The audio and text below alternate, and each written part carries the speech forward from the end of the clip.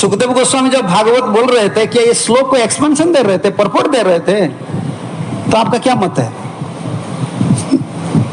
वो तो ऐसे ही परीक्षित को बोल रहे थे, लेकिन वो लीला प्रवेश किए है ना, उनका जो उच्चारण है, उनका जो भाव है, शुद्ध भक्त का जो संग होता है ना, उनका जो वाइब्रेशन होता है, जैसे प्रभुपाद बोले, मैं बोल रहा हूं, आप सुनिए, ये कॉन्शियसनेस प्यूरिफाई हो जाएगा। जो वार जो होता है, ये भावायुक्त शब्द ब्रह्म है। ज्ञानी का जो शब्द होता है, ज्ञान युक्त है शब्द है। भावुक का जो शब्द होता है, रसिक लोग का जो शब्द होता है, वो रस युक्त शब्द ब्रह्म है। वही श्लोक है, हम भी पढ़ रहे हैं ना, धर्म प्रजित हो गए तो हम भी पढ़ रहे हैं, और सुखदेव भी पढ़ रहे थे, लेकिन व्यासदेव को नया लग रहा था।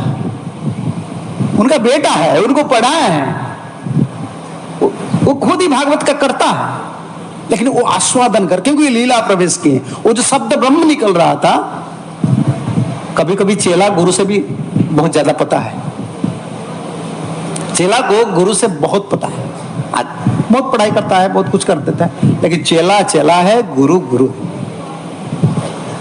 क्यों? अरे गुरु का भीतर रस है ना, गुरु का भीतर रस है।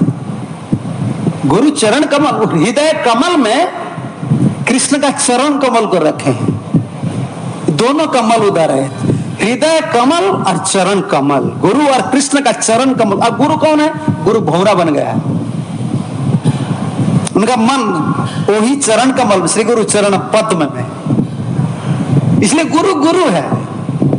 शिष्य के पास ज्ञान ज्यादा होता है, बहुत पढ़ाई किए हैं, बहुत प्रीचिंग कर सकता है, कुछ भी कर सकता है, लेकिन हृदय कमल में चरण कमल नहीं है, गुरु कृष्ण का चरण कमल नहीं होता, इसलिए वो शिष्य होता है। ये शब्द ब्रह्म जो निकल रहा था, वो शुद्ध कर रहा था वाइब्रेशन। वही महामंत्र सबको पता है। आज भी हम कितना सब आजकल निकल गया, मशीन लगाकर कीर्तन करते थे। प्रभुपाद के पास एक करताल था, सारी दुनिया आज भी सुन रहे हैं वो वाइब्रेशन को। ये कि अलग जगत का आवाज है, इसमें इको नहीं था। आजकल जैसा लगा है, क्या मिक्सचर, क्या इसका नाम है, बड़ा बड़ा मशीन लगाकर सेटिंग करके साउंड को कितना प्यूरिफाई करके पर छोड़ देते हैं। पानी को भी प्यूरिफाई कर रहे हैं, साउंड को भी प्यूरिफाई कर रहे हैं, सबको प्यूरिफाई कर रहे हैं, लेकिन कॉन्शियस को कोई प्यूरिफाई नहीं कर सकते।